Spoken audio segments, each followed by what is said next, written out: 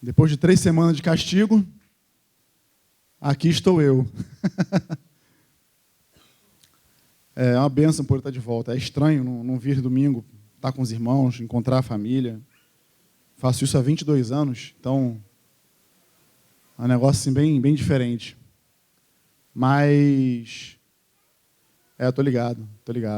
A galera já está me cobrando ali já, oferta, primícia, não sei o quê. Não esqueci não. Eu pedi para o irmão que ia falar aqui hoje, falar na semana que vem, porque eu queria falar sobre esse assunto com vocês, né? Eu sei que há 2 ou 3 semanas, eu não me lembro agora quando foi. Quando foi a assembleia? Foi há 3 semanas atrás, né? Há 3 semanas atrás, ou há 2 semanas atrás, nós fizemos uma assembleia, né? E de lá para cá eu tenho tido um peso sobre esse assunto, né? Vou abrir aqui meu coração para você que está assistindo aí de casa, para vocês aqui também. Não é um assunto que... Não é que eu não saiba falar sobre ele, né? Assunto financeiro, assunto de dinheiro.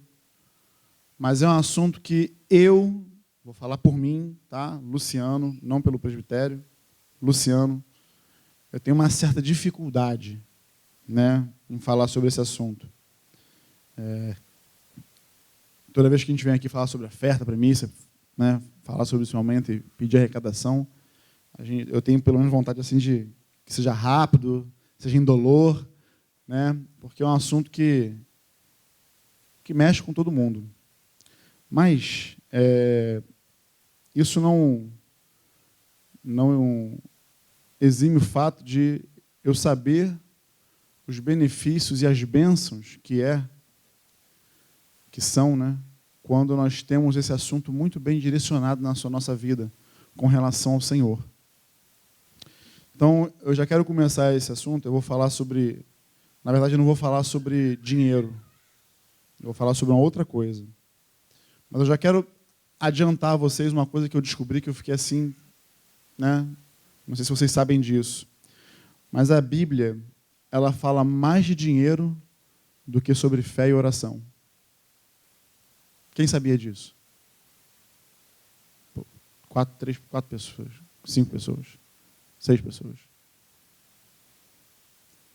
A Bíblia registra cerca de... Não vou saber o número agora exatamente, né, porque já tem um tempinho que eu estudei, mas cerca de 500 versículos em toda a Bíblia acerca desse assunto, fé e oração. Acerca de primícias e ofertas, acerca de dinheiro financeiro, assunto financeiro. Nós temos cerca de 2.300 versículos. 2.300 versículos. Dá para perceber por esses números que Deus quer nos comunicar algo ao seu povo. Concorda comigo ou não? São instruções, né? E hoje nós vivemos num tempo, né, com a modernidade, nós vivemos num tempo assim do compra primeiro e paga depois. Não é isso? O cartão de crédito está aí. Quem tem aquele sem limite, aquele black? Fecha o black aí. Passa, parcela, depois a gente vê como é que paga. Então, essa é a cultura que tem permeado a sociedade nos dias de hoje. Obviamente, essa cultura... Oi? Depois Deus proverá. Depois Jeová Jireh. Canta aquele Nibaz aqui. Jeová Jireh. Então, nós vivemos nessa cultura. Hoje, obviamente, a igreja não se exclui disso, né? Não é um problema ter cartão de crédito. Obviamente, eu não estou falando contra o crédito, não, né? Quando você usa com consciência, com sabedoria, não há nenhum problema. Mas meu objetivo aqui é trazer um ensinamento sobre esse assunto, para que não haja mais dúvidas, para que você tenha esclarecimento do porquê Deus trouxe tantos ensinos, tantos versículos na Bíblia acerca desse assunto, né? Então, por isso, eu pedi até para o irmão não falar aqui, não fazer o momento de primícia e oferta, que eu queria poder fazer isso através de uma pregação, e como eu estou começando mais cedo, eu tenho mais tempo, não é que eu vou liberar vocês mais cedo, não, é que eu tenho mais tempo para falar, entendeu?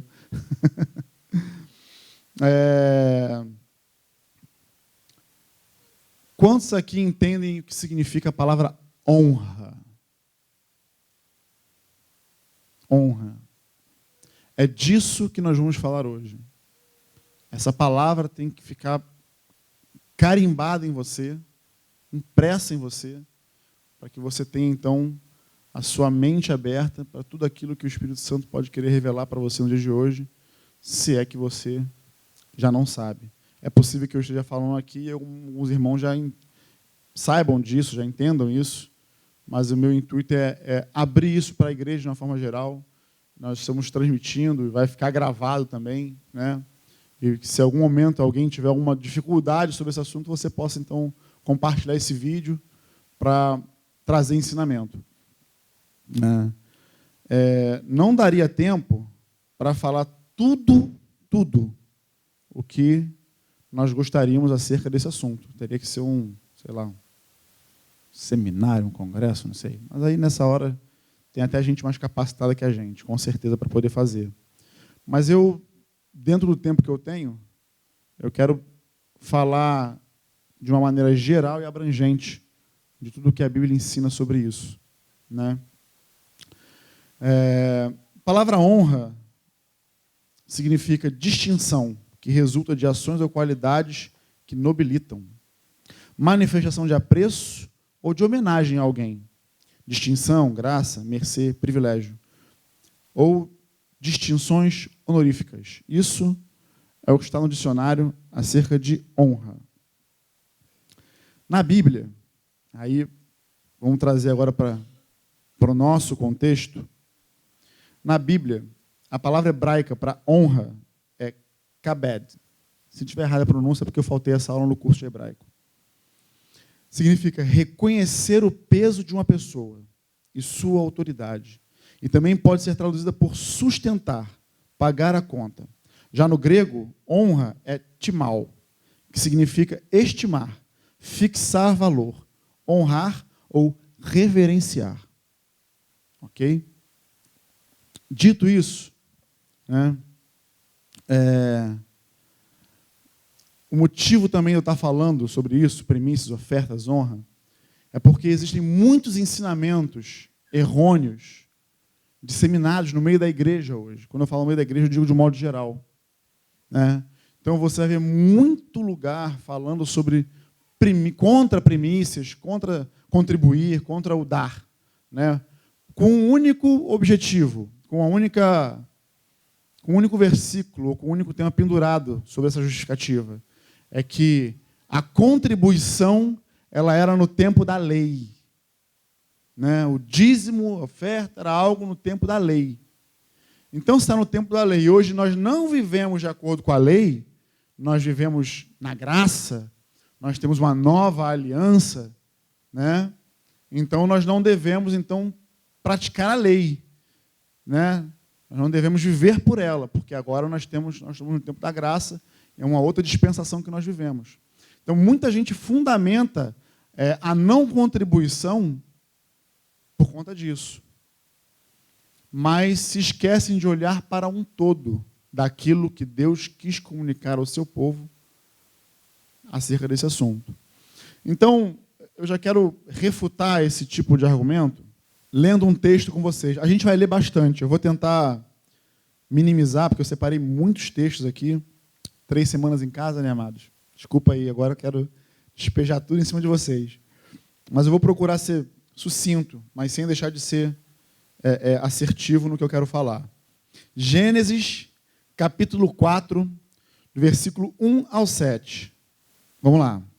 Adão teve relações com Eva, a sua mulher. Ela ficou grávida e deu à luz a Caim. Então ela disse: adquiri um varão com o auxílio do Senhor.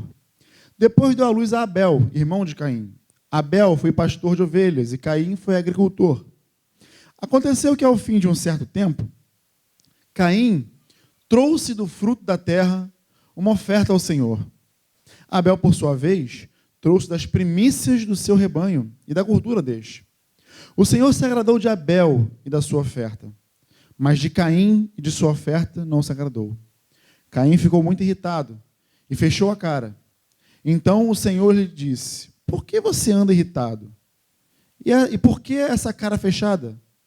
Se fizer o que é certo, não é verdade que você será aceito? Mas se não fizer o que é certo, eis que o pecado está à porta e à sua espera. O desejo dele será contra você, mas é necessário que você o domine. Então, aqui, nos primórdios dos primórdios, no começo de tudo, nós já temos a primeira atitude, a primeira ação de contribuição na Bíblia, e não só na Bíblia, mas no mundo. Né? Há de se lembrar que naquela época não existia dinheiro. Né? Então, nós tínhamos aqui Abel, pastor de ovelhas, Caim, agricultor. E esse texto é muito interessante, né?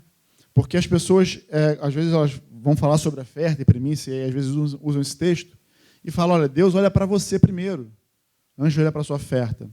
Realmente, antes de mais nada, eu quero deixar bem claro para você que Deus, Ele não se importa com o seu dinheiro. Ele não se importa. Ele não, na verdade, deixa eu corrigir melhor a minha fala. Vamos voltar aqui. Deus, Ele não precisa do seu dinheiro.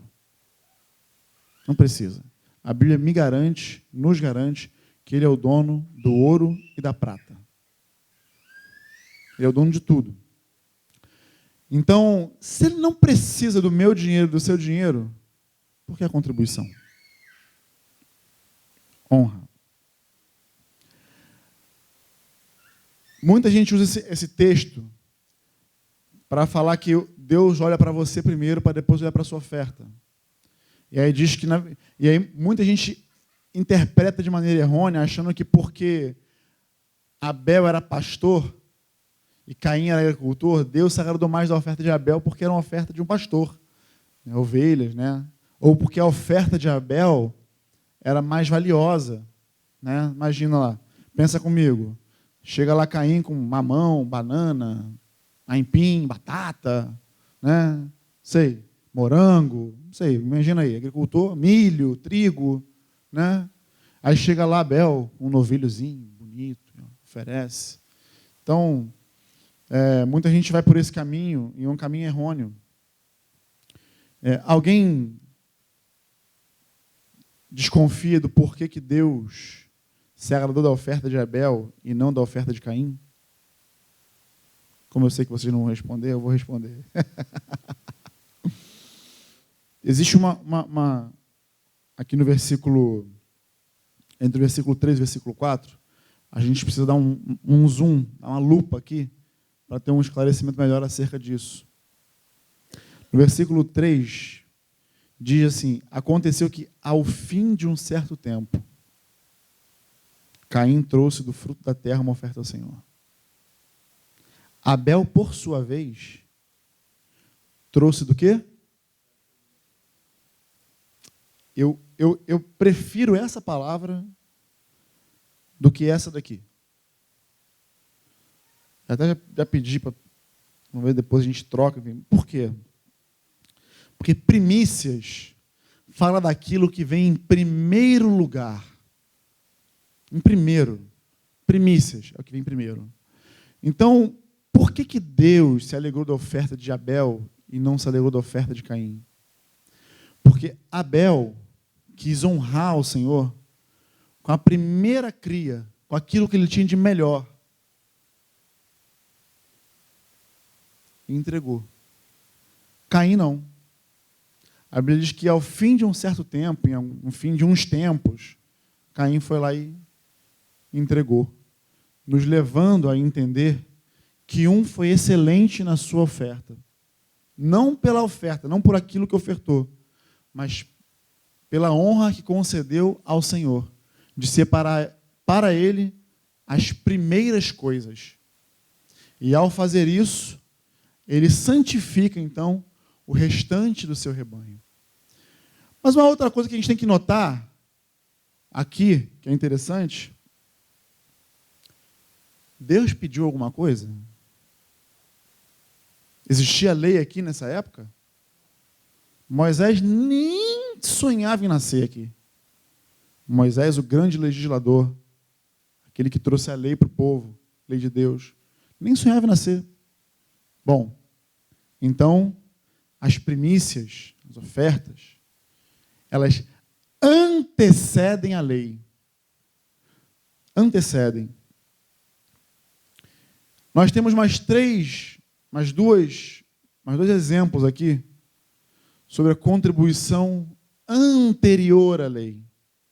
Em Gênesis 14, 17 a 20, né? Esse texto foi quando Abrão, ainda não era Abraão, né? Era Abrão, ele teve aquela luta, quando o sobrinho dele foi levado, quando Ló foi levado, então ele ficou sabendo e foi lá resgatar o sobrinho, e venceu a guerra, venceu a peleja, né?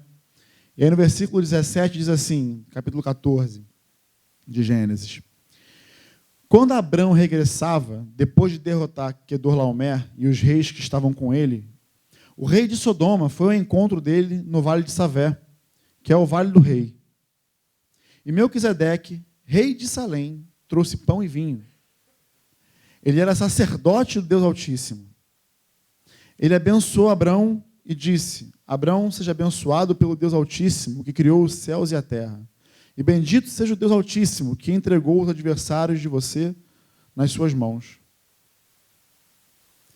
E Abrão deu a Melquisedeque o dízimo de tudo. Aí aqui aparece a palavra dízimo, né? Pegou a 10ª parte de toda a sua fortuna, e Abraão era um camarada rico, bastante dinheiro, bastante bens, e deu 10%, a 10ª parte de tudo que ele possuía. E é interessante dizer que eu não vou seguir lendo, mas o próprio rei de Sodoma, pelo fato de Abrão ter ganhado aquela guerra, ele teria direito aos espólios daquela guerra. E eram bastante, porque ele venceu 5 reis. Isso. 5 reis que ele venceu. Então ele tinha direito aos espólios, aos bens todos daquela guerra. O rei de Sodoma falou assim: me dá só as pessoas. Fica com os tesouros, fica com os espólios. Ele: não, de maneira nenhuma. Não quero, para depois você ficar aí dizendo que você me enriqueceu. Não é o caso. Pode tomar o que é teu. Não quero nada que é teu, não. Né? Mas, quando viu Melquisedeque aqui é uma figura de Cristo, uma figura messiânica, trazendo o vinho e o pão, abençoou Abraão, e Abraão, na mesma hora, o reconheceu e lhe entregou a 10ª parte de tudo que possuía. De novo, eu faço uma pergunta para vocês. Tem lei aqui? Melquisedeque pediu alguma coisa para Abraão? Maravilha. Bom, seguindo. Em Gênesis 28, a partir do versículo 10 ao 22, aqui eu não vou ler, porque 12 versículos eu vou resumir. Aqui, nesse texto, depois você pode abrir aí e ver na sua casa, se for o caso, mas nesse texto aqui, de Gênesis 28, versículo 10 a 22, conta o episódio quando Jacó se deitou lá em Betel, depois ele botou o nome de Betel, né? E deitou e dormiu e teve uma visão de uma escada que ia do chão até o céu. Ele via anjos de Deus subindo e descendo por ali. E por conta da excelência da visão, de ele perceber que Deus estava naquele lugar, né, ele chamou aquele lugar de Betel, né, casa de Deus lá. E logo no versículo 20, depois de ter visto, depois de ter meditado, de ter percebido, ele fala assim no versículo 20: Jacó fez também um voto, dizendo: se Deus for comigo e me guardar nessa jornada que empreendo, e me der pão para comer e roupa para vestir, de maneira que eu volte em paz para a casa de meu pai, então o Senhor será o meu Deus, e a pedra que pus como coluna será a casa de Deus, e de tudo que me concederes, certamente te darei o dízimo. Mais uma vez aqui, Deus pediu alguma coisa para Jacó? Ele não pediu nada. Jacó aqui, ele estava indo encontrar o irmão. Estava indo restaurar com o irmão. Cheio de medo, porque o irmão era caçador, grande, forte. Entendeu? Então, O voto que ele faz com Deus é acerca dessa empreitada dele, dessa jornada dele, é acerca disso, porque ele corria o risco de ver seu irmão Esaú e morrer. Então ele faz um voto com Deus, ele votou. Ele voluntariamente, Deus não pediu nada para ele, ele vai lá e faz esse voto. De tudo que tu me der, de tudo que tu me conceder, eu vou te dar a 10ª parte. Bom, com essas 3 histórias, eu quero ensinar para vocês e falar para vocês, quando vocês ouvirem por aí, de que o dízimo é coisa da lei. Não, ele não é. Que as primícias, ofertas, é uma coisa da lei, do Antigo Testamento. Não, ele não é da lei. Ele é do Antigo Testamento? Lógico, é. Mas existe um princípio aqui acerca disso. É um princípio de honra. É um princípio de honrar a Deus com tudo aquilo que nós possuímos, né? Em Provérbios 3, versículo 9 e 10, eu quero apoiar toda a minha pregação em cima desse versículo. Vou trazer outras histórias aqui, mas eu quero apoiar minha pregação toda em cima desse versículo aqui, que vocês conhecem, né? Provérbios 3, versículo 9 e 10 diz assim: honre o Senhor com os bens e com as primícias de toda a sua renda. Versículo 9. Está lendo aí? Tá. Honre o Senhor com os seus bens e com as primícias de toda a sua renda. Bom, quando eu olho para essa palavra honre ao Senhor, eu quero lembrar a você do que ela significa, quando eu falei aqui no início. Honre ao Senhor. Ou seja, tenha o Senhor como uma pessoa de peso sobre a tua vida, como uma pessoa de autoridade. Sustente o Senhor, pague a sua conta ao Senhor, né? Fixe valor e reverencie-o. Isso no sentido bíblico, no sentido amplo daquilo que a Bíblia quer dizer. Honra o Senhor com os seus bens e com as primícias da tua renda, com os primeiros frutos, com as primeiras coisas da tua renda. Aí o versículo 10 é interessante. Ele fala assim: e, tem a continuação, os seus celeiros ficarão completamente cheios, e os seus lagares transbordarão de vinho. O que isso significa? Significa que haverá prosperidade, significa que haverá retorno. E aí eu quero abrir um parênteses aqui, antes de dar seguimento no que eu quero falar, para não me perder aqui, que é tanta coisa. Mas o maior problema de nós falarmos de dinheiro hoje, aqui de cima, é porque, infelizmente, o Evangelho, na América do Sul, como um todo, no meio das igrejas, claro, óbvio, eu não me refiro a isso de uma forma totalitária, mas de um modo geral, o Evangelho se tornou um comércio. Então nós ouvimos muito do tipo: vem dar aqui para Deus te dar aí. Vem e oferta tanto que Deus te devolve tanto. Dá o teu carro que Deus te dá uma casa. Dá a tua casa que Deus te dá uma mansão. E isso, eu ouvia isso desde antes de me converter. E na verdade era um dos motivos pelo qual eu tinha horror a crente. Eu achava que o crente ele enriquecia o bolso do pastor. Então eu tinha pavor. Meu Deus, esse povo só fala em dinheiro, só pensa em dinheiro. Então, quando nós vemos assim, lugares de reunião enormes, suntuosos, o custo, quando você vai para a televisão aberta, né, e vê lá muito canal, muita gente, esse dia já falou aqui do irmão que gasta 6 milhões de reais só com horário na televisão. Meu Deus do céu, eu não sei nem contar isso, que dirá gastar. Então, isso se tornou um grande problema. Porque, óbvio, você para e pensa, caramba, 6 milhões de reais? O que não dá para fazer com isso? Quanta coisa não dá para se fazer, né? E isso acaba se tornando um empecilho, acabou se tornando uma pedra de tropeço para os irmãos, para a igreja, para os filhos de Deus, andarem de maneira correta diante dele, segundo aquilo que ele almeja desde o princípio, quando nos criou. Por quê? Porque quando as pessoas contribuem aqui, as pessoas já pensam, os irmãos já pensam no retorno. Então, quando a pessoa vem contribuir, ela já contribui pensando assim, eu estou investindo na Bolsa de Valores Celestial. Eu vou dar aqui, papum, vou esperar as ações subirem e vou recolher. Existe um princípio, amados, de retorno? Existe, é verdade. O que os irmãos falam acerca do assunto não é mentira. Não é mentira. Claro que muita gente se aproveita disso para lucrar. Mas isso não é novo. De verdade. Quando você olha Paulo falando, você vê ele falando assim, uns pregam a Cristo por vanglória, ou seja, por uma glória vã, para se tornar notório, para poder ser visto pelos homens. Uma glória vã, uma glória humana. Outros, por torpe ganância. O que isso significa, amados? Pregam a Cristo por dinheiro. São pregadores profissionais. Né? Vamos lá, vamos fazer e vamos recolher.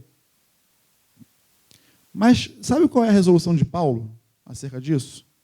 Fala, que me importa? Importa que o nome de Jesus está sendo anunciado. Então, traduzindo para o que Paulo falou lá atrás, como se isso se encaixa hoje? Às vezes as pessoas podem estar sendo enganadas nessa matéria, nessa questão financeira. Talvez. Mas isso não diminui a pureza delas com relação à consciência dela com Cristo. E aí é de Cristo que elas terão retorno. Não segundo o que o homem fala, mas segundo o que a Bíblia diz. Porque eu não posso aqui de maneira nenhuma falar para você assim, ó, dá tanto que você vai receber tanto. Isso não existe. Existe uma lei de retorno. Fato. Acabei de ler para vocês aqui. Provérbios 3, 9 e 10. Ali fala que quando você honra o Senhor, é um princípio de vida, de honrar ao Senhor com os seus bens, de honrar ao Senhor com as primícias da sua renda, ou seja, com as primeiras coisas que você recebe, existe um princípio de retorno que Deus traz para você. Os teus lagares se encherão de vinho, os teus celeiros serão fartos. Mas ele não está falando aqui de riqueza. Você vai ser milionário, vai andar de helicóptero. Não. Ele está falando de provisão, de sustento. Você vai ser sustentado. Teu sustento está garantido pelo Senhor. Entende? Então é em cima disso que eu quero me apoiar. Mas voltando aqui para o nosso enredo, mais à frente, quando você discorre no assunto, você vai perceber que aí sim, e isso você vai encontrar a partir de Números, capítulo 18, versículo 6 a 32, também não vou ler porque vocês vão dormir aí, mas depois eu vou disponibilizar esse esboço aqui, Flávio, ele bota em algum canto aí, vocês podem baixar se quiser. Mas nesse texto de Números 18, do 10 ao 32, o que Deus está fazendo com o povo? Bom, saímos de Gênesis, andamos ali, Êxodo Levítico, né, o povo foi escravizado, Moisés nasceu, né, se tornou legislador, trouxe as leis para o povo, né, e aí Deus promete uma terra para o povo, né, e quando o povo de Israel vai entrar na terra prometida, em Canaã, né, essa terra é dividida. Essa terra se torna um espólio para esse povo, para Israel. Então, são divididas em 12 tribos, 12 estados. Entende? Judá, Naftali, Zebulon, Efraim, Manassés, 12 tribos, que são os filhos de Jacó, e mais os 2 filhos de José, que José não entrou como tribo, mas seus 2 filhos herdaram a tribo, né? E aí seriam 13, né? Imagina, e teriam que ser 13 tribos, porque Jacó, mais os filhos de José, daria 13. Mas olha que interessante. A tribo de Levi, os levitas, né? Ah, você é levita na casa do Senhor? A tribo de Levi não recebeu parte dessa herança. A tribo de Levi, os levitas, né? Arão era um levita, né? E seus descendentes, não receberam parte nessa herança na terra. Ora, deixa eu lembrar para vocês, a terra era onde você poderia plantar e colher, ou criar gado, né? Criar animais, agropecuária. E era dali que você tirava o seu sustento. Se os levitas não herdaram nenhum pedacinho de terra sequer, como é que eles sobreviveram? É porque nesse texto você vai ver Deus separando essa tribo para um ofício, para um trabalho específico. Qual o trabalho? Assistir ao templo do Senhor. Assistir na casa de Deus naquela época. Então, eles se tornaram sacerdotes e foram espalhados por todo Israel, por todas essas tribos, e nesses lugares que eles estavam, por todas as cidades, estados ali, essas tribos, eles assistiam no templo. Então, eles faziam todo o serviço santo ao Senhor. Então, bom, se eles não tinham terra para poder plantar, para poder produzir, como eles sustentavam? O próprio Senhor fala que Ele, o Senhor, seria o sustento deles. De que maneira?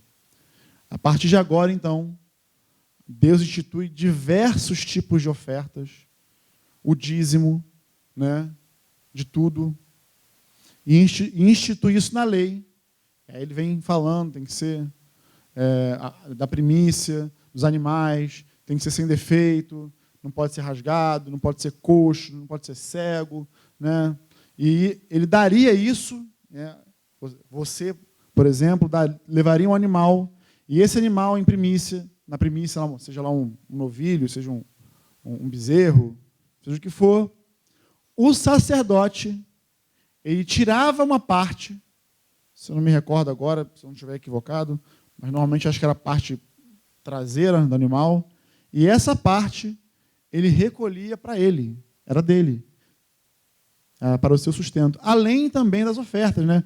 Existia a oferta alçada, oferta movida, oferta de manjares, oferta pacífica. Então, dessa oferta de manjares, por exemplo, que normalmente eram de bolos, pães, aquela coisa toda, o sacerdote também tinha uma parte que era dele. E isso sim, tudo isso aí foi institucionalizado na lei. Aí Deus sacramentou. Por que motivo que Deus sacramentou e botou isso na lei? Para sustento desse povo que faziam ter um trabalho específico para o Senhor. Então, daí começou a questão do dízimo na lei, fundamentado na lei. Ok? Mas o tempo se passa. E aí agora um texto que todo mundo conhece, mas eu faço questão de ler, né? Eu vou ler quase tudo, mas não dorme não. Cutuca aí, espreguiça, porque isso aqui vai ser saúde para você entender o princípio de dar. É um princípio. Eu estou querendo discorrer com você na Bíblia, por quê? Porque a Bíblia ela é irrefutável. Irrefutável. Entende? Então, tudo que eu estou falando é pautado na palavra. Eu quero trazer para vocês esse entendimento para que vocês não sejam errantes quando vocês forem contribuir ao Senhor. Entende? Malaquias 1, versículo 6 ao 14. Diz assim, isso aqui é Deus falando para o povo, através de Malaquias. O filho honra o pai, o servo respeita o seu senhor. Se eu sou o pai, onde está a minha honra? E se eu sou o Senhor, onde está o respeito para comigo? Eu, o Senhor dos Exércitos, pergunto isso a vocês, sacerdotes que desprezam o meu nome. Todo conserto, amados, começa dentro de casa. Toda vez que Deus vai tratar com o seu povo, ele respeita uma certa hierarquia. Então, se Deus quer falar com o povo, ele não vai fazer isso sem antes falar com os sacerdotes. Então, a lima ela pega de cima para baixo com força. Começou aqui assim. Eu, o Senhor dos Exércitos, pergunto a vocês, sacerdotes, que desprezam o meu nome. Mas vocês perguntam, como desprezamos o teu nome? Vocês oferecem pão impuro sobre o meu altar e ainda perguntam, em que te havemos profanado? Pão impuro, ou seja, a massa estava misturada. Já deu ruim. Nisso, de pensarem que a mesa do Senhor pode ser desprezada. Quando vocês oferecem em sacrifício, um animal cego, será que isso não está errado? E quando trazem um animal coxo ou doente, será que isso não está errado? Ora, experimentem oferecer um animal desse ao seu governador. Será que ele se agradará de vocês? Ou será favorável a vocês? Diz o Senhor dos Exércitos. E agora, sacerdotes, supliquem em favor de Deus, para que vos conceda a sua graça, para que nos conceda a sua graça. Mas com tais ofertas nas mãos, será que ele será favorável a vocês? Diz o Senhor dos Exércitos. Quem dera houvesse entre vocês alguém que fechasse as portas do templo, para que não acendesse em vão o fogo do meu altar. Eu não tenho prazer em vocês, diz o Senhor dos Exércitos, nem aceitarei as suas ofertas. Mas desde o nascente do sol até o poente, é grande o meu nome entre as nações. E em todos os lugares lhe é queimado incenso e são trazidas ofertas puras, porque grande é o meu nome entre as nações, diz o Senhor dos Exércitos. Mas vocês estão profanando o meu nome, quando pensam que a mesa do Senhor é impura, e que a comida que é oferecida sobre ela pode ser desprezada. E vocês dizem ainda, que canseira, e torcem o nariz para isso, diz o Senhor dos Exércitos. Oferecem animais roubados, coxos ou doentes. Vocês acham que eu vou aceitar isso? Diz o Senhor. Maldito seja o enganador, que tendo um animal sadio no seu rebanho, promete e oferece ao Senhor um defeituoso. Porque eu sou o grande rei, diz o Senhor dos Exércitos, e o meu nome é terrível entre as nações. Caramba, Luciano, não entendi nada. Deixa eu perguntar uma coisa para vocês. Vou dar uma coisinha. Fora aí os veganos, os vegetarianos, você que curte uma carne, gosta de um churrasco. Se eu ofereço para você, na mesa assim, aquela tabuazinha de picanha, cortadinha já, assada, ó, maravilhosa, numa bandeja.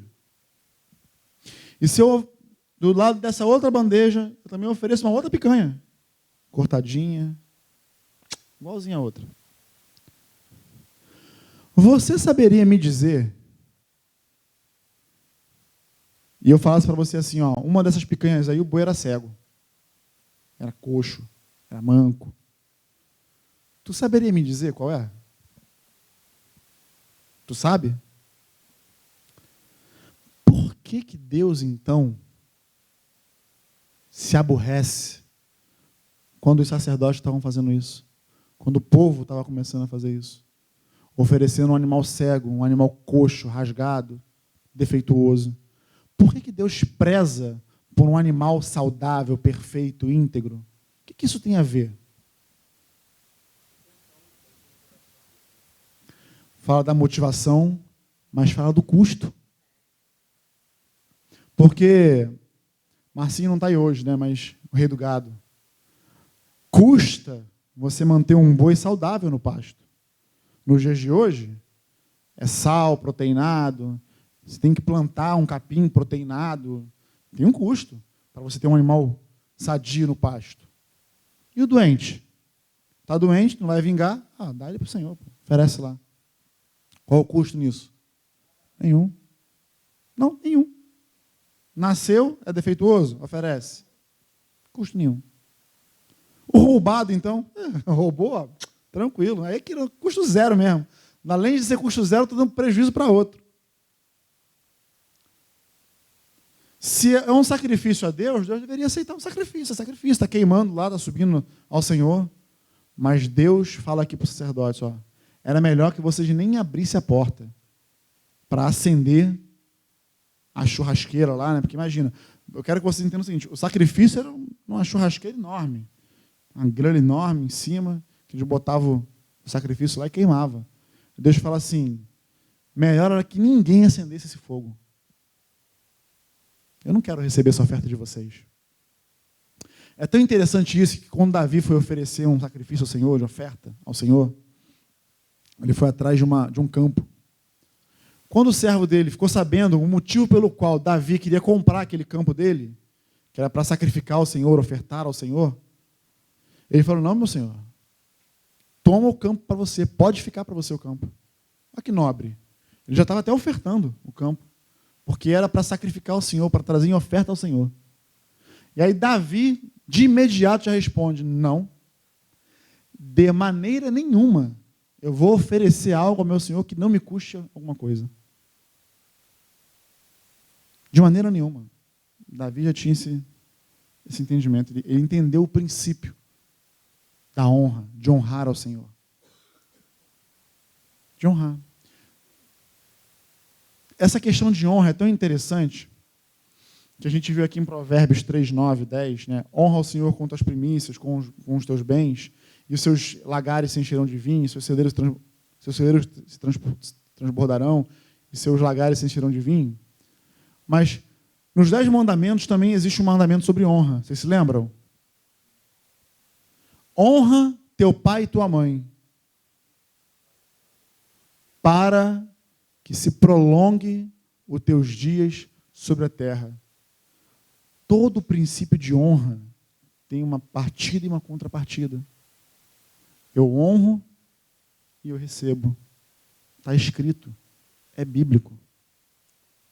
Eu falei isso no grupo caseiro, eu falei, você vê alguns jovens morrendo cedo, no meio do tráfico, da bandidagem, porque justamente esse mandamento se cumpriu na vida dessas pessoas, porque desonram os pais.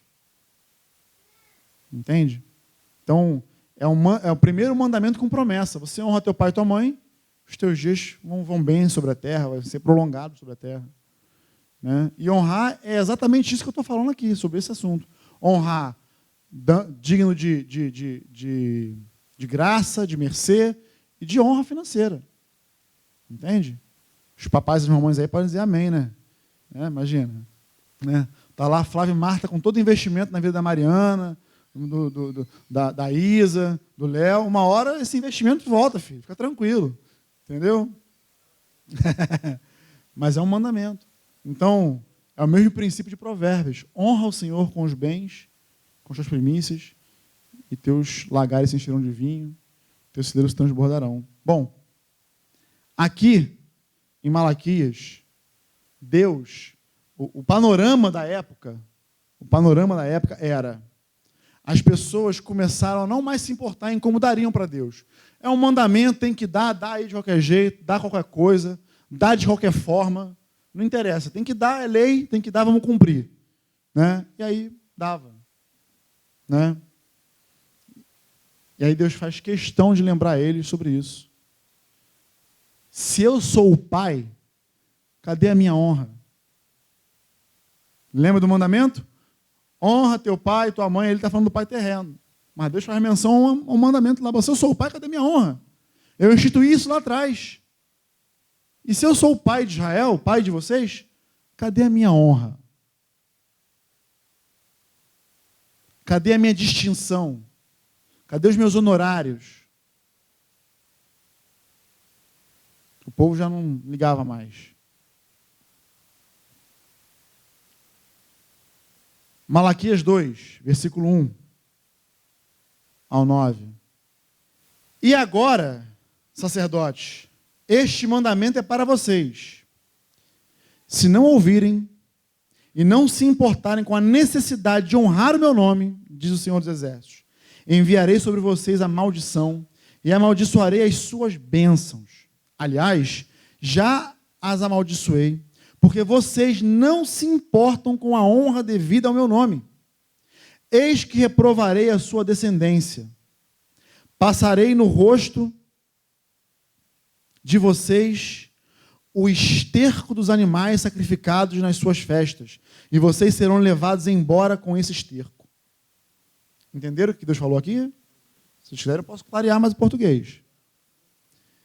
Então, vocês saberão que eu lhes enviei esse mandamento, para que se mantenha a minha aliança com Levi. O que Deus está falando aqui? Do sustento dessa tribo, da aliança que ele fez, diz o Senhor dos Exércitos. Minha aliança com ele foi de vida e paz, e foi isso que eu lhe dei, para que me temesse.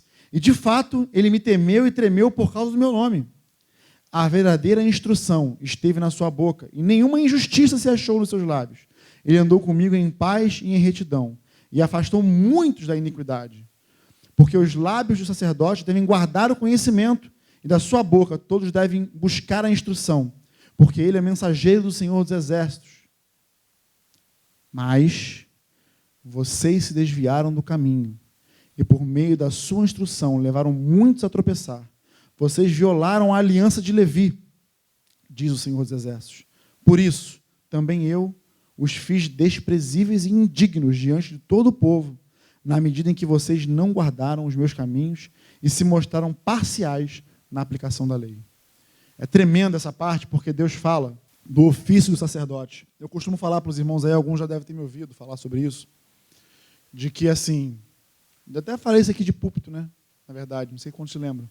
Falei, bom, Tiago, se você precisar de uma obra aí, colocar vidro, esquadria, contrata o Tiago, que ele tem know-how para isso, tem conhecimento para isso. Mas aí eu contrato o Tiago para poder colocar um vidro na minha casa. E aí, de repente, o Tiago errou por 2 milímetros. Qual é a margem de segurança ali? Se deu 1 centímetro a mais, já deu ruim, já não consegue botar. Então, o Tiago errou por 1 centímetro, não encaixou. Não é madeira que você pode cortar assim, dessa forma, então ele vai ter que voltar. Vai ter um prejuízo. Um prejuízo financeiro. Se o Boa errar e mandar um caminhão a mais de trigo para o cliente não pediu, mas recebeu, ele trouxe um prejuízo para a empresa. Financeiro. Prejuízos financeiros se recuperam. Lembro quando Paulo foi assaltado, né, Paulo? Ele falou aqui, vão seus anéis, ficam seus dedos, né? Graças a Deus os meus estão aqui todinhos. Ó. Tem um que está meio tortinho, mas vai ficar bom. Entendeu? Então, vão seus anéis, ficam os dedos. Prejuízo financeiro. De repente você já... Né, eu lá bati com a moto, tem um prejuízozinho financeiro lá, acionar o seguro, consertar. Mas tudo isso se recupera. Agora, se eu venho aqui, se o Ziel vem aqui, se teu discipulador começa a falar para você uma série de abobrinhas, começa a falar coisas erradas, desvia você do caminho, como esses sacerdotes fizeram aqui, nós podemos condenar a tua vida ao inferno. E contra isso não há nenhum prejuízo financeiro, nenhum lucro financeiro que possa fazer isso voltar. Então, da nossa boca tem que sair a instrução correta. A nossa instrução, a nossa vida, aquilo que nós falamos, tem que ser assertivo. Porque se nós errarmos, nós podemos condenar todo um povo. E longe de nós que isso aconteça. Longe de nós. A gente sobe aqui com temor e tremor para falar. Né? E nesse intuito aqui, nesse capítulo aqui 2, Deus trata com o sacerdote. Por que ele tinha que fazer isso? Como eu falei, ele respeita uma hierarquia. Se o povo está desviado, se o povo está fazendo o que bem entende, como pensa, como quer, é porque o governo, os sacerdotes, os responsáveis por pastorear aquele rebanho, já estavam de qualquer forma. E aí, então Deus vem tratando e alinhando isso com eles. Até chegar no texto mais conhecido que vocês conhecem aí, né? Malaquias, capítulo 3. Ó, sem querer, a gente leu quase o livro todo de Malaquias, tá? São só 3 capítulos. Malaquias, capítulo 3, versículo 6 ao 12. Porque eu, o Senhor, não mudo. por isso vocês, filhos de Jacó, não foram destruídos. Desde os dias de seus pais, vocês se afastaram dos meus estatutos e não os guardaram. Voltem para mim e eu voltarei para vocês, diz o Senhor dos Exércitos. Mas vocês perguntam, como havemos de voltar? Será que alguém pode roubar a Deus? Mas vocês estão me roubando. E ainda perguntam, em que te roubamos? Nos dízimos e nas ofertas. Com maldição vocês são amaldiçoados, porque estão me roubando, vocês, a nação toda. Tragam todos os dízimos à casa do tesouro, para que haja mantimento na minha casa. Ponham-me à prova nisto, diz o Senhor dos Exércitos. Se eu não lhes abrir a janela do céu e não derramar sobre vocês bênção sem medida, por causa de vocês, repreenderei o devorador, para que não consuma os produtos da terra, e não deixarei que as suas videiras nos campos fiquem sem frutos, diz o Senhor dos Exércitos. Todas as nações dirão que vocês são felizes, porque vocês serão uma terra de delícias, diz o Senhor dos Exércitos. Então, esse é um texto até mais conhecido, mas vocês já entendem, já praticamente leram o livro de Malaquias, então Deus começa tratando com os sacerdotes no capítulo 1, falando do motivo pelo qual eles estavam oferecendo sacrifícios imperfeitos diante dele. Ele exige a sua honra, seu princípio de honra, de ser honrado. Trata com os sacerdotes, fala da aliança que ele fez com Levi, e que essa aliança foi quebrada por esse povo. E mais à frente ele trata com o povo, que também se deixou levar por esse erro, né? Começaram então a errar e a não trazer mais aquilo que havia sido instituído. Por que Deus cobra deles? Porque havia então agora na lei algo instituído que eles deveriam fazer. E eles não estavam fazendo com a excelência que Deus havia ordenado. Por quê? Porque a excelência não está no mandamento. A excelência está, lembra de Abel, que separou as primícias? Lembra de Jacó, que fez um voto com Deus e falou, eu vou te dar tudo.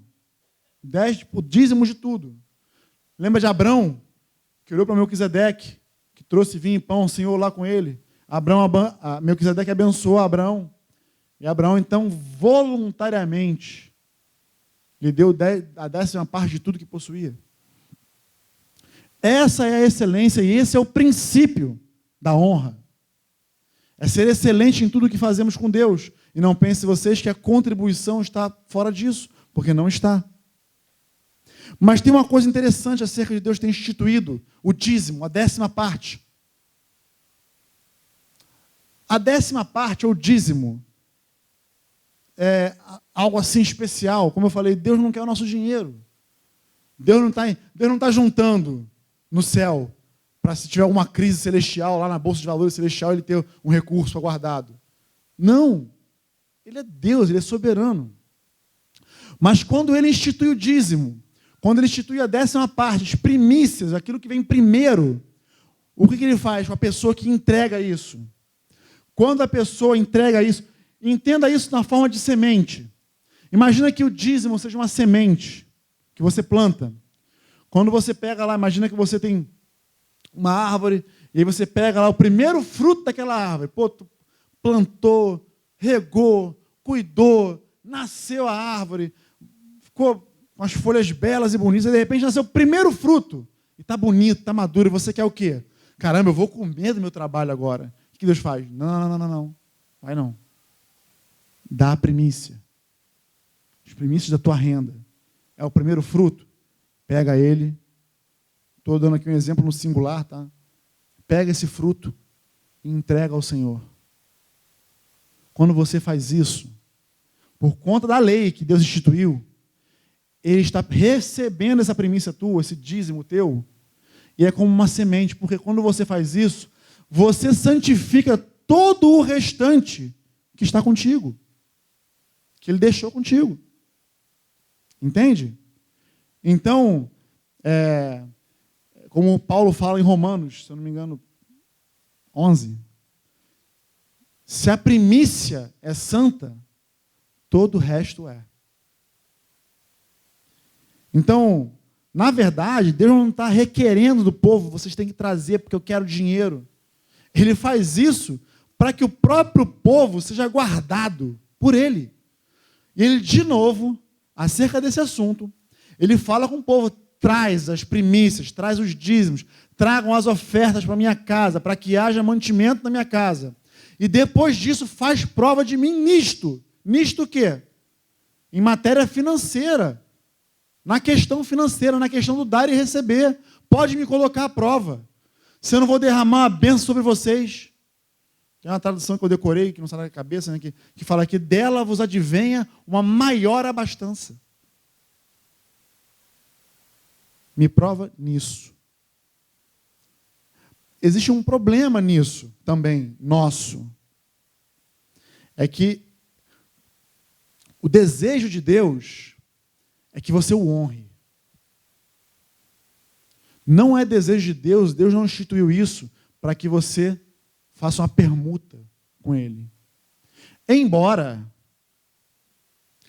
vocês sabiam que existem pessoas que são ímpias, que não creem em Jesus, não andam, não fazem parte da igreja, mas dão o dízimo? E você sabe por que elas fazem isso? Porque elas entenderam o princípio do retorno. O próprio Paulo fala lá em Coríntios, quem semeia pouco, e quem semeia muito. Aí o ímpio entende isso, opa, não, toma aí, não, mas Deus não está... Aí você fala, Deus não está interessado no teu dinheiro, está interessado em você, na tua vida, paraná, não, toma aqui. Compromisso com Jesus não quer. Mas as finanças dele estão depositadas no Senhor. Olha que coisa paradoxal. Sabe o que é o mais interessante? Deus honra. Porque é um princípio. Entende? Só que muita gente entrega a Deus por causa só do retorno de querer receber. Então, a minha intenção aqui, a minha motivação é falar com vocês para que toda vez que vocês trouxerem, contribuir, trouxer não porque ninguém traz mais nada, né? Agora é tudo transferência, mas a gente está ficando velho mesmo, né? Caramba. Eu sinto falta das pessoas entregarem aqui à frente, porque fazia aquela fila, né? As pessoas se abraçam, dá aquela tumultuada, enfim, mas a modernidade, né? Agora tem um negócio de pixel atrás do banco para vocês, enfim. Mas o intuito, amados, é que toda vez que você entregar a tua premissa, a tua oferta, é que você honre a Deus. Você tem esse princípio de honra. Fazendo isso, você santifica todo o restante daquilo que está contigo. E você também experimenta da lei do retorno de Deus, daquilo que Deus promete. Ele falou aqui, eu não mudo, por isso que vocês não são consumidos. Então, aquilo que Ele promete, Ele cumpre. Entende? Então, Deus aqui, ele reestabelece, Ele rearruma a casa novamente para que as coisas voltem a fluir. Porque por conta desse problema financeiro, né, não era um problema monetário, né, porque naquela época era a forma de se ofertar e dar eram os frutos, os animais, né, também tinha dinheiro, mas a grosso modo aqui Deus ele acerta esse caminho com o povo. Uma vez acertado, isso está no livro de Malaquias, e aí essa é toda a parte que compreende o Antigo Testamento acerca desse assunto. Porém, nós temos o Novo Testamento. Bom, Luciano, se no Antigo Testamento existia um princípio de honra, lá em Gênesis que você me mostrou, antes da lei, aí Deus institui isso na lei, né? Mas e agora no Novo Testamento? Como é que isso fica? Porque agora é uma nova aliança, agora é tudo novo. Como é que faz isso? Bom, de antemão, eu já quero dizer que Jesus, ele não condenou o dízimo. Também não falou sobre. Mais ou menos assim, Jesus falando, segue aí dando dízimo, dá o dízimo, traz o dízimo para mim. Não, Jesus não falou sobre isso. Jesus fala sobre o dízimo, ele lembra, na verdade, sobre o dízimo, quando os sacerdotes lá estão fazendo algo em detrimento de outro. Então ele fala assim, vocês estão dando o dízimo do endro, do cominho e tal, né? Mas estão deixando de praticar justiça, de fazer aquilo que é devido. Aí Jesus fala assim, vocês deviam fazer essas coisas sem deixar de praticar as outras. Então, assim, eu poderia falar aqui para vocês, Jesus ele está endossando o dízimo. Mas não, eu não posso falar porque é um versículo isolado que Jesus fala ali. Mas ele não falou contra. Entende? Porque tem muita gente que pega esse texto específico para poder, se eu não me engano, ai de vós, escribas e fariseus hipócritas, porque dais o dízimo da hortelã, do endro e do cominho, e tendes negligenciado os preceitos mais importantes da lei, a justiça, a misericórdia e a fé. Devias, porém, fazer essas coisas sem omitir aquelas. Mateus 23, 23. Obrigado, Alain. Socorreu. Então, quando Jesus fala sobre o dízimo, esse é o momento que ele fala sobre o dízimo. Vocês devem continuar dando o dízimo, está instituído na lei, então é um dever, mas vocês não podem negligenciar as coisas mais importantes, que é a fé, a misericórdia, a justiça. Faz isso sem negligenciar isso. Ponto. Mas aqueles que se utilizam da Bíblia, tentam, pelo menos, para poder trazer um desensino acerca desse assunto, fala, Jesus nunca ensinou sobre o dízimo. Verdade. Ele não ensinou. Isso é o mais perto do dízimo que você vai chegar no Novo Testamento. Entende?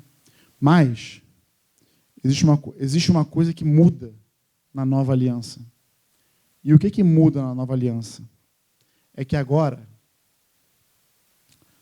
você pertence ao Senhor. Quantos entendem o significado de Senhor Jesus? Sabe o significado dessa palavra Senhor? Dono, amo, Kyrios. Então, essa palavra dita naquela época era um título dado a César, que era o senhor de todo o império, dono de todas aquelas vidas. Entende? Ele tanto era dono, né, que alguns imperadores, por conta do cristianismo estar se alastrando, pegaram esses cristãos, descobriram quem eram e resolveram incendiar seus corpos, iluminando as ruas de Roma. Porque ele podia fazer isso. Então, esse é o mesmo título conferido ao Senhor Jesus nas nossas vidas, mas para que a gente tenha esse entendimento da dimensão que é servir a Cristo e ser o seu servo. Significa que agora tudo que eu sou e tudo que eu tenho pertence a Ele. Mas vamos lá. Abre comigo aí, Marcos 12, capítulo 41. Marcos 12, versículo 41. Eu vou terminar, gente, de verdade. Só ter um pouquinho de paciência. Sentado diante da caixa de ofertas, Jesus observava como o povo lançava ali o dinheiro. Ora, muitos ricos depositavam grandes quantias. Vindo, porém, uma viúva, lançou 2 pequenas moedas, correspondente a um quadrante. E chamando os seus discípulos, Jesus disse, em verdade lhes digo que esta viúva, pobre, lançou na caixa de ofertas mais do que todos os ofertantes, porque todos eles deram daquilo que lhes sobrava. Ela, porém, da sua pobreza, deu tudo o que possuía, todo o seu sustento. Vou falar aqui baixinho para você entender. Dá para a gente perceber o princípio de honra nesse versículo. Foi o valor que ela deu? Não. O que Jesus está ensinando? Por que Jesus chamou os discípulos? Renan, eu vou sentar, tá bom? Imagina você vindo dar oferta. Imagina eu aqui olhando. Boa, bateu a meta esse mês, ó. Caramba. Ih, Flávio, meteu um checão aqui. Ó. Rapaz, pô, o negócio tá bom. O André, pô, tá bom. Que maravilha. Não, o Leozinho tá mão de vaca. O Leozinho tá infiel. Leozinho. Jovem, você tem que aprender. Imagina eu fazendo isso. Já parou para pensar eu fazendo isso aqui? Vamos trazer por dias atuais. Já pensou se eu mando você me mandar o comprovante do teu Pix? Não, manda aqui pro meu zap aqui. Amados, vocês vão ofertar ao Senhor aí. Manda o comprovante do Pix aí para eu ver. Era o que Jesus estava fazendo. E quando ele chama os seus discípulos, ele quer trazer um ensinamento. Lembra? As multidões ouviam Jesus falar em parábolas, mas os discípulos, ele trazia para perto e ensinava diretamente. Então ele fala aqui, ó, ele ensina o princípio de Abel, o princípio de Jacó, o princípio de Abraão, o princípio que Salomão deixou escrito no livro de Provérbios. Ele fala aqui, ó, essa mulher foi a que mais deu. Buga a mente, não buga? Caramba, mas...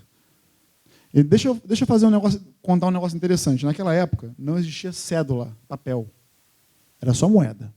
Cada moeda tinha o seu valor. Quando a Bíblia fala ali, Marcos fala do quadrante, é porque era o menor valor da moeda do Império Romano. Né? Eram duas moedas judaicas, mas o valor delas equivalente no câmbio romano era um quadrante. E um quadrante era o menor valor. Qual é a menor moeda que nós temos hoje no nosso 1 centavo? Então, não tem mais 1 centavo, não? Estou ficando velho, hein? Caramba. Então, 5 centavos. Foi a ofertinha da viuvinha. Só que como naquela época não tinha cédula, tu já viu as crianças vindo aqui da oferta? Pá, pá, pá, pá, pá. Vem um adulto com a moedinha na mão, o que ele faz? Para não fazer o barulho. Porque se sente envergonhado. Eu entendo. Já passei por isso. Uma vez Deus me mandou dar tudo que eu tinha na minha carteira. Eu aprendi esse princípio de dar e de honrar a Deus. E por que eu aprendi esse princípio? Nessa época, eu ainda não era pastor e também não era separado para a obra. Eu tinha R$2 na carteira, era tudo que eu tinha. Final de mês, as contas pagas. Deus mandou, dá tudo que você tem. E eu não quis dar. Porque eu fiquei com vergonha de dar R$2 para o meu Senhor. Cara, quer dar 100, 200, R$2. O que Deus vai fazer com R$2? E aí foi uma autoimagem minha, na verdade. Foi uma autoimagem minha. Mas Deus tratou comigo com aquela autoimagem. Eu fui muito relutante, mas eu dei o valor lá. Eu colhi esse retorno de Deus 1000 vezes mais. Que na semana seguinte o irmão me deu uma oferta de R$2.000. Não, eu já era separado para a obra, sim, desculpa. Isso foi na rádio? Isso aí. E era um valor que eu estava devendo no banco. Então eu nem ia ver a cor do dinheiro, né? Já ia passar direto. Entendeu? Colhi essa lei de retorno. O que Jesus está querendo ensinar aqui, já no Novo Testamento, acerca desses valores, é que não é o valor que importa. Porque para aquela viúva, ela deu uma quantia enorme. Porque era o sustento dela, Jesus falou. Ela deu do seu sustento, custou a ela. Eu já falei dessa oferta aqui várias vezes, já estou cansado de me ouvir falar sobre ela. Aquela viúva, ela tinha uma condição social similar à de um mendigo.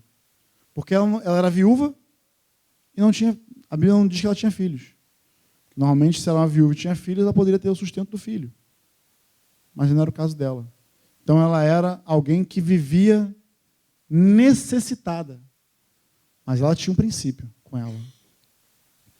Ela tinha um princípio de honra. Ela sabia o que fazer com aquele valor. Por isso, Jesus fez questão de parar aquele momento e registrar. Isso ficou registrado para a gente, para que a gente aprenda. Né? Que talvez para você 5 centavos pode ser muito. Para outros, não. Para outros, R$1.000 pode ser sobra. Tomara que seja assim, né? Mas para outros, não. Entende? E aquela viúva deu tudo o que possuía, enquanto os outros estavam dando o que sobrava. Imagina, como era só moeda, né? Uma barulheira de moeda caindo no gasofilácio. Imagina. Seguindo mais adiante, a gente vai ver então agora como a igreja neotestamentária vivia em cima desse assunto. Atos 2:42 diz assim: e perseveravam na doutrina dos apóstolos, e na comunhão, e no partir do pão e nas orações. Em cada alma havia temor, e muitos prodígios e sinais eram feitos por meio dos apóstolos. Todos os que criam estavam juntos e tinham tudo em comum. Vendiam as suas propriedades e bens, distribuindo o produto entre todos, à medida que alguém tinha necessidade. Diariamente perseveravam unânimes no templo, partiam o pão de casa em casa e tomavam suas refeições com alegria e singeleza de coração, louvando a Deus e contando com a simpatia de todo o povo. Enquanto isso, o Senhor lhes acrescentava dia a dia os que iam sendo salvos. Aqui já começa, a gente já tem uma noção de como a igreja começou a viver naquela época.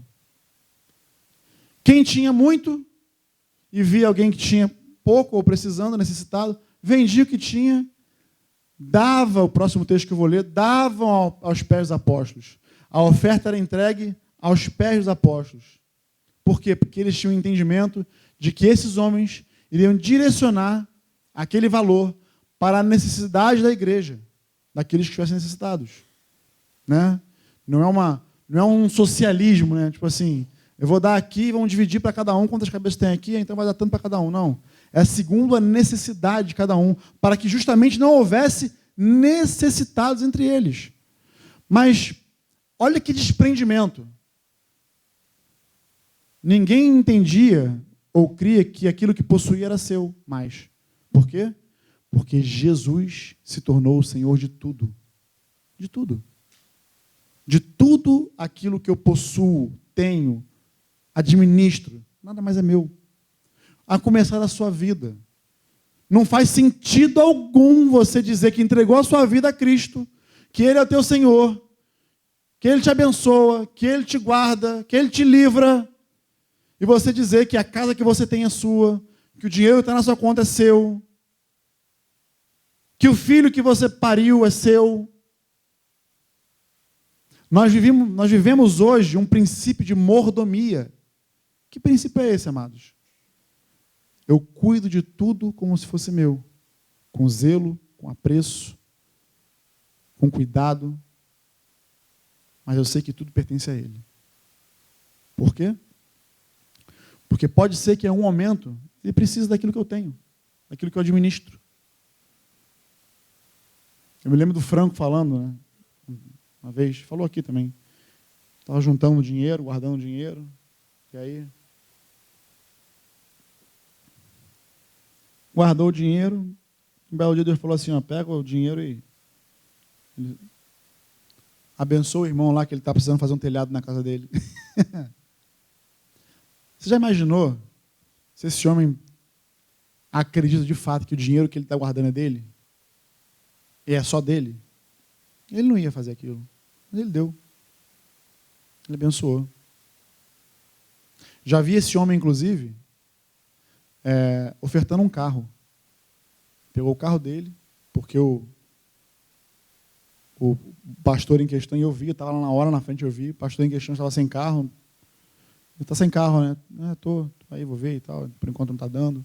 Então, toma aqui. Sei também de outros irmãos que já fizeram isso por aqui. Porque o entendimento que nós temos, ou que pelo menos devemos ter, é de que nada é nosso. Tudo é dele. Tudo pertence a ele. Dele, para ele e por ele são todas as coisas. Todas. Todas as coisas são todas as coisas. por que você acha que essa matéria financeira ficaria de fora? Não vai ficar.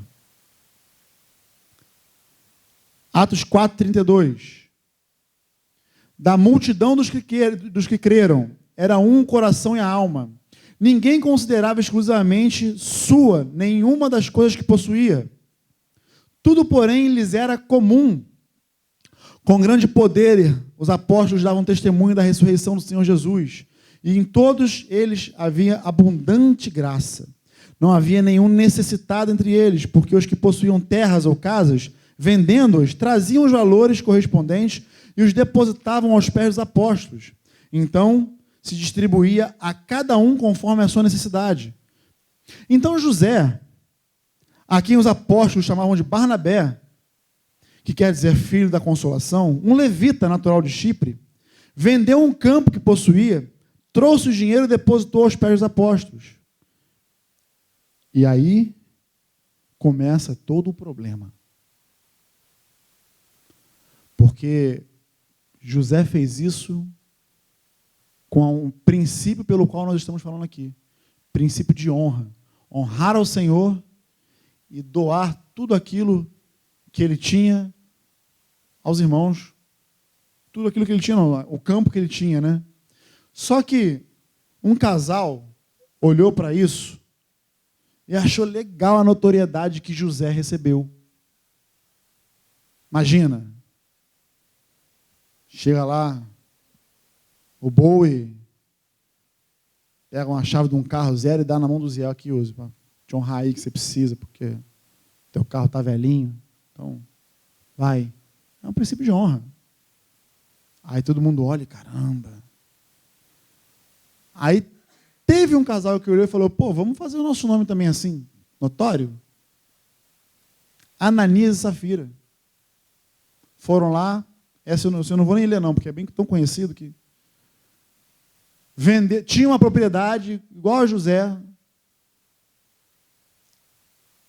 E aí, embora não está escrito isso claramente, mas o resumo da história nos leva a entender que eles devem ter falado assim, ó, não, nós também temos uma terra, vamos vender e vamos dar o dinheiro aqui. Só que chegou na hora lá, a terra que talvez eles achassem que valia 50 mil, eles venderam por 100, vamos aqui dizer. Aí, opa, caramba, valorizou? Aí Ananias e Safira entraram numa cumplicidade maliciosa e resolveram reter parte do dinheiro e dar só um valorzinho, o valor que eles achavam que tinha que dar. E aí Pedro fala assim, Ananias, por que tu mentiu ao Espírito Santo? Tu vendeu a propriedade por tanto? Ah, vendi. Por que tu está mentindo, cara? Se tu vendesse a propriedade, o dinheiro não ia ser teu? E ficando com a propriedade, não vendendo, também não ia ser tua? Tu está inventando história, está querendo mentir agora por quê, cara? E aí Pedro já desfere uma palavra de juízo ali, já, ó. Já deu ruim, morreu. Aí, 5 minutinhos, chega a mulher, devia estar terminando de se maquiar, né? Atrasada. Ô, Safira, tu vendeu aquele propriedade lá por tanto? Ah, não, vendi sim. Puxa vida. Por que vocês se juntaram para poder tentar o Espírito Santo, mentir contra ele? Puf, morreu também. A contribuição ao Senhor é honra. Não é palanque, não é plataforma, não é para ser visto. É algo entre você e Deus. Tanto é que, vou pegar aqui um antigão aqui, um que está com a lama do pé, né? Alguma vez a Neiva já ligou para você falando, Armando, tu deu tua premissa hoje? Não vai dar não? Quanto é? Alguém que já te perguntou isso? Nós não temos esse costume, essa prática. Quem dá, quem não dá, quem deixa de dar, né? Essa prática, porque isso é algo pessoal entre você e Deus. Por favor, nunca venham aqui, eu falo aqui agora, ficticiamente, né, de uma maneira fictícia, né, mas nunca ofertem a Deus, deem a tua primícia ao Senhor, presumindo, achando, não, vou dar porque o Ziel vive disso, o Luciano também, né, o Cidinho, os irmãos aí estão na obra. Não pensa isso, não. A tua primícia, a tua oferta é entre você e o teu Deus. É a tua honra a Ele. Quando você decide fazer, você decide honrá-lo. E é tão interessante esse princípio que, quando Deus fala de honra, Ele fala para Eliú, eu honro os que me honram.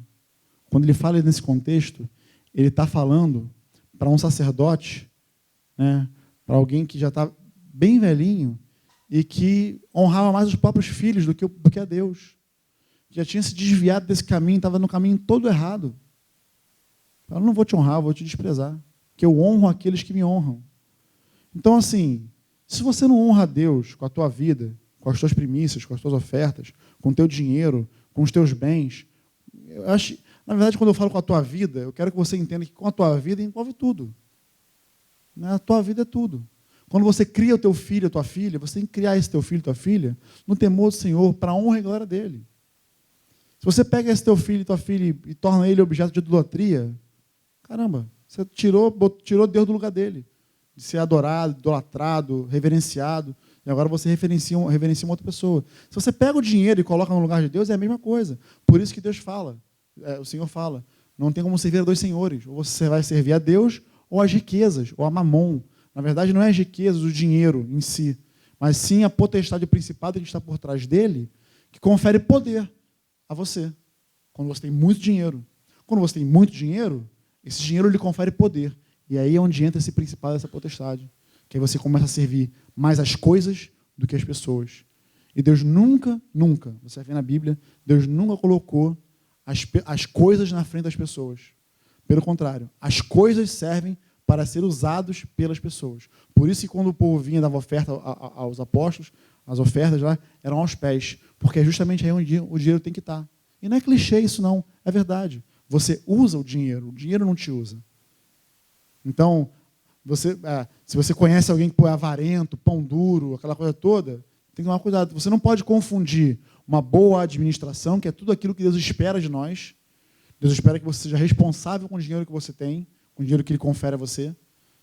Eu falo porque Ele confere a você, porque é Ele mesmo. Porque se você, por exemplo, cair doente na cama e ficar 3 meses sem trabalhar, vai ficar complicado, não vai? E quem é que te dá saúde para trabalhar? É o Senhor. Quem é que sustenta você? Quem é que supre? É Ele. Então, o dinheiro que chega na sua mão, é Ele que vai chegar. Não é o teu patrão que paga, ou o governo, seja lá quem for. Entende? Então, não permita que as coisas dominem você. Entendeu? Claro, com isso eu quero dizer, não é pecado ter dinheiro não, amado. Não é pecado você ser rico. Não é. Quando Jesus fala sobre o jovem rico lá, fala para ele vender tudo que possuía, a Bíblia é bem clara que Jesus olha no olho daquele jovem rico e o amou. Jesus olha para ele, Jesus olhou para o homem rico, para o jovem rico, o amou e disse, se tu quer ser perfeito, te falta uma coisa. Vende tudo que você tem, dá aos pobres e por vem me segue. E aí ele não fez aquilo por quê? Porque ele amava as riquezas. Aí Jesus fala, quão difícil é os ricos entrarem no reino dos céus. É mais fácil um camelo passar pelo fundo de uma agulha. Mas Jesus não está condenando as riquezas. Ele está condenando aqueles que amam as riquezas. Por isso que Paulo vai falar mais lá na frente. O amor ao dinheiro é a raiz de todos os males. Se você ama o dinheiro, tu nunca vai se fartar dele. Você vai ficar aí correndo atrás dele. A vida vai passar e você talvez não consiga. Não é essa a intenção de Deus. Né?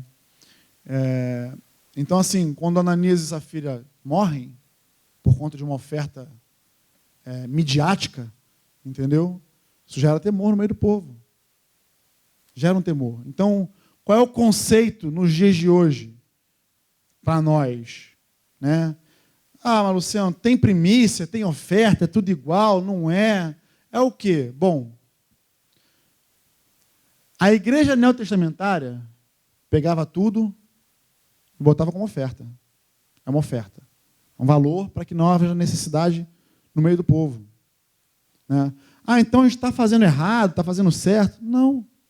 Porque aqui nós entendemos, por questões administrativas, né, nós seguimos o princípio bíblico. Bom, as primícias a gente utiliza para o sustento de pessoas. As primícias estão lá, os dízimos. O sustento de pessoas. As ofertas são para as coisas.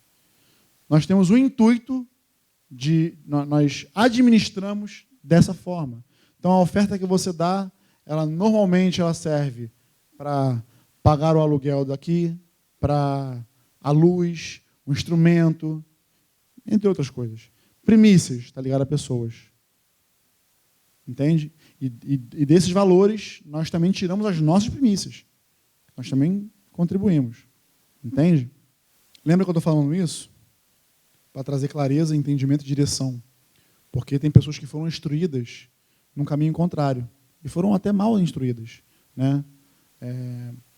O meu intuito é, biblicamente, trazer direção para vocês acerca desse assunto. Para que vocês jamais venham a faltar com Deus. Não só nesse quesito, mas em todo princípio que envolve honra a Deus. Entende? A galera que sustenta aí a questão de não contribuir, se apegam que Paulo, em Coríntios e em Tessalônica, ele não recebeu sustento. Paulo não recebia, Paulo fazia tenda, Paulo trabalhava. Não, amados, isso não está parcialmente certo. Paulo realmente não recebeu sustento da igreja em Coríntios. Paulo também não recebeu sustento da igreja em Tessalônica. Mas tem um motivo, tem um porquê. Em Coríntios, aos Coríntios, ele não recebeu porque existiam lá falsos mestres, falsos apóstolos, que eram supridos pela igreja. Como Coríntios era uma igreja matura, uma igreja infantil, né, eles davam de qualquer maneira. E Paulo, para trazer ensinamento para a igreja, ele resolveu não ser pesado à igreja de Coríntios. Porque ele despojou de outras igrejas. Ele fala isso. Quem contribuiu com ele foi os irmãos da Macedônia e os filipenses. De igual forma em Tessalônica. Por um outro motivo. Porque os irmãos em Tessalônica eram muito preguiçosos. Não trabalhavam, era aquela coisa. Então ele resolveu ensinar como deveria fazer na prática. Mas o sustento dele também chegou às mãos dele, por outras igrejas. Entende? Então, nós seguimos vivendo daquilo que é depositado no altar, mas com a consciência de quem nos traz sustento é Deus. Não pura e simplesmente porque você vai vir aqui, tirar uma parte do seu salário e dar para poder fazer toda essa engenharia funcionar. Não é isso. O princípio é honra. E o Senhor fala, eu honro os que me honram. Então, se você quer desfrutar daquilo que Deus tem para você, nesse assunto, é bom você olhar para Ele com esses olhos, com o princípio de honra. Honra. Né? Nós temos um costume entre nós, acho que pelo menos, não posso dizer no Brasil inteiro, que eu não viajei o Brasil inteiro, eu não sei, o Brasil é muito grande, mas pelo menos nos lugares que eu já fui, quando a gente canta parabéns para você nessa data querida, né, o aniversariante, qual é o costume quando corta o bolo? Já parou para pensar? Primeiro pedaço é para quem? Normalmente é aquela pessoa que você tem estimado a honra, que é importante. Você destaca ela nessa festa, de que maneira? Primeiro pedaço, Martinha, aí está lá Leozinho achando que é o filho primogênito, aí a Marta vem, meu amorzinho aqui, Flávio, meu homem, meu tigrão. O que a Marta fez? Ela... Vou sintetizar a pregação nesse exemplo, para acabar aqui, para a gente orar, para vocês não acordarem. O que a Marta fez? Ela separou a primícia de todo o bolo e ofereceu àquele a quem ela considera por estimada honra. Esse primeiro pedaço de bolo é mais gostoso que o outro, o restante do bolo? Ele tem mais recheio, ele é mais... Não, um primeiro pedaço. Mas ao fazer isso, ela trouxe para a família dela um princípio de honra. Então todo o restante do bolo está separado, santificado pelo princípio da honra que ela deu ao marido dela. Simples de entender? Poderia ter falado só isso aqui no início e ter ido embora, né? Mas é que eu estou com saudade de falar, entendeu? Então já sabe, 3 semanas, Zé, fiquei incubado o negócio, entendeu? Vendo pela tela, fico desesperado. Então eu queria terminar esse momento. Como vocês viram, né, nós não falamos aqui sobre primícias e oferta no início. Eu quero convidar você a se levantar, para que a gente possa orar.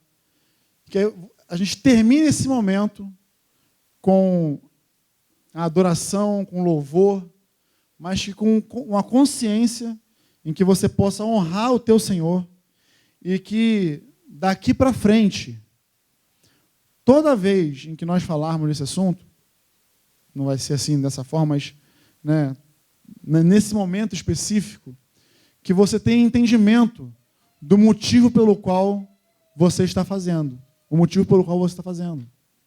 Entende? Que você não seja desenganado. Né? No nome de Jesus. Amém? Podemos orar? Paizinho, como é bom poder pertencer a um Deus como Tu, Senhor. Um Deus amoroso, um Deus bondoso, misericordioso, que traz entendimento das Tuas vontades para nós. Senhor, quero Te pedir perdão, Senhor, por esses momentos que não temos Te honrado da maneira, com a consciência, de maneira correta, Senhor.